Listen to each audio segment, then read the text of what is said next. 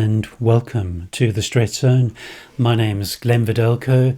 I'm an executive coach and facilitator in talent, teams and leadership, and author of the Stretch Zone. In this post, we'll explore circumstantial confidence, exploring the question, what's our day-to-day experience of confidence under pressure? Something that's made a real difference for my clients, helping us to think about ourselves and about our confidence differently. So, what's our day-to-day experience of confidence under pressure? When coaching, a question I ask is, to what extent do you see yourself as a confident person? And the response to this question is remarkable, where people from all walks of life, from all backgrounds and cultures, and from all levels and experience answer this question in a remarkably consistent way. When responding, people will either say, yeah, I'm quite confident. Well, no, I'm not really that confident. Or they'll say, no, I'm not that confident. Well, actually, I'm quite confident. And whether it's yes, no, or no, yes, this response is incredibly consistent. What you might find interesting is I've never had someone say, no, I'm not confident. Only.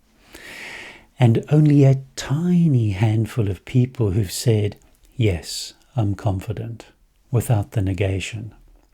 So, what does this tell us about our experience of confidence under pressure? Firstly, everyone has moments of high confidence and everyone has moments of low confidence. Secondly, our confidence has a way of coming and going, usually disappearing when we need it most. And thirdly, our confidence comes and goes, not intentionally, but circumstantially. And in the Stretch Zone, I call this circumstantial confidence, where our confidence comes and goes depending on our circumstances at the time. So, if you've been worried that your confidence comes and goes, disappearing when you need it most, it doesn't mean there's something wrong with you, that you lack confidence. We're all in the same boat. So, what are some examples of circumstantial confidence?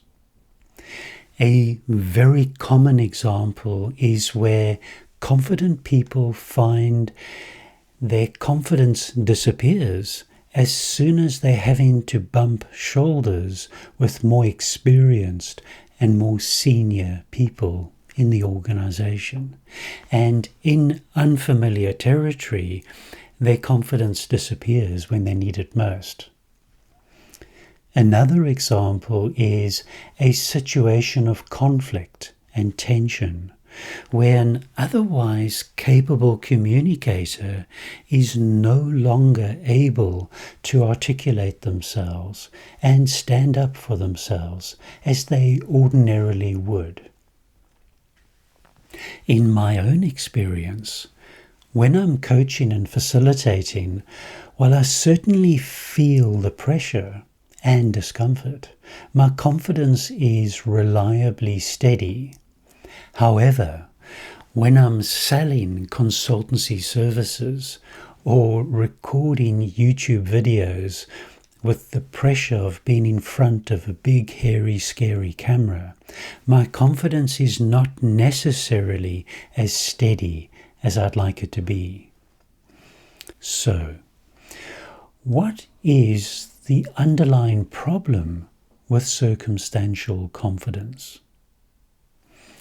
While circumstantial confidence in and of itself is never a great experience with our confidence coming and going circumstantially, The underlying problem is that this experience is outside our control.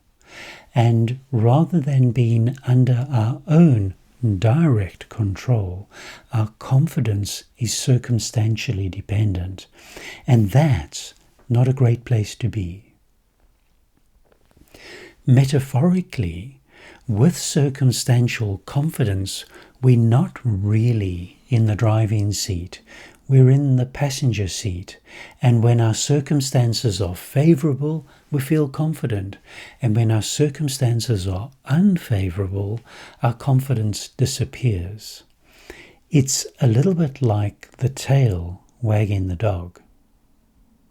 And whenever we step up into our stretch zones, we inevitably find ourselves under pressure in unfavorable circumstances, simply because the unknown and unfamiliar is mostly experienced as unfavorable. And with circumstantial confidence, our confidence disappears just when we need it most. So, in what way does circumstantial confidence potentially get even worse?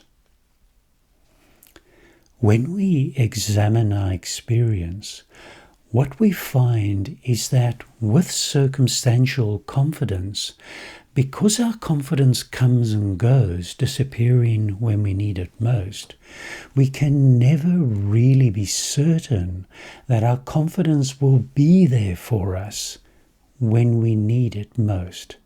And that uncertainty has a way of adding more pressure to an already pressured situation, making it even more difficult to be at our confident best.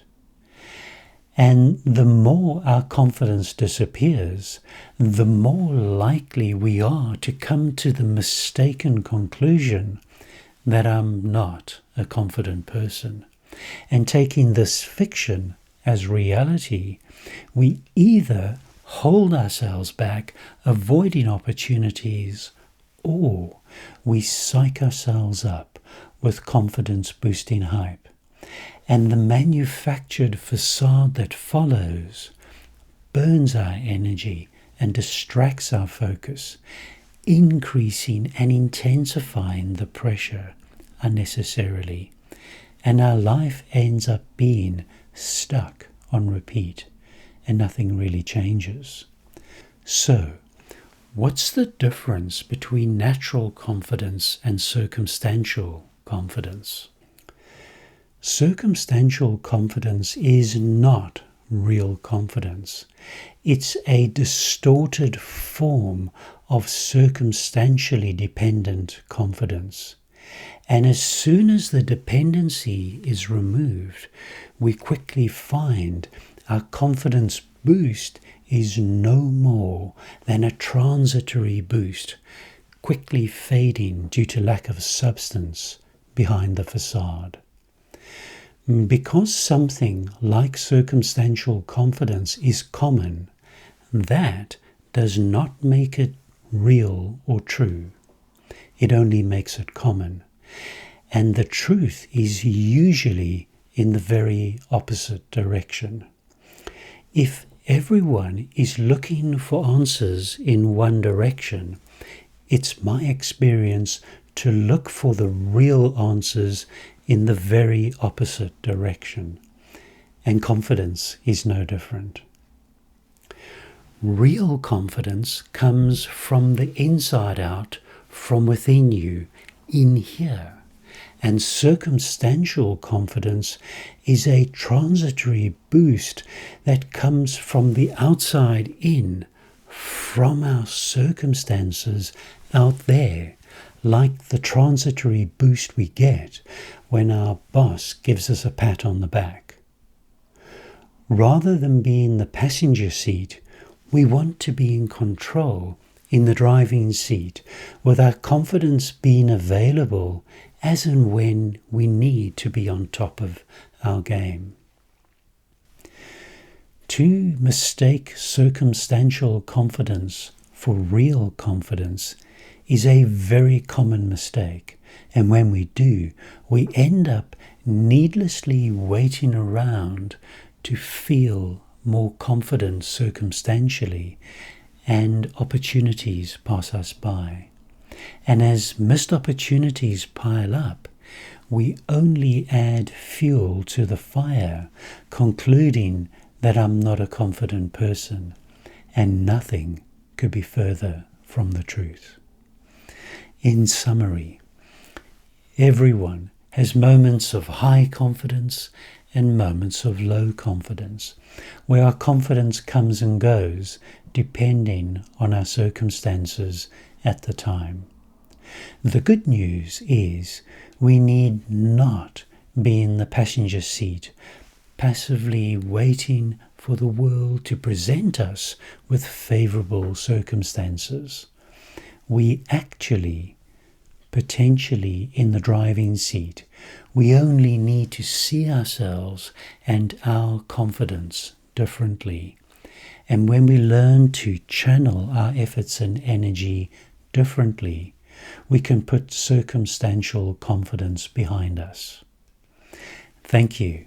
I wish you all the best discovering your magic in your stretch zones. Trust yourself, be yourself, and enjoy yourself. Bye now.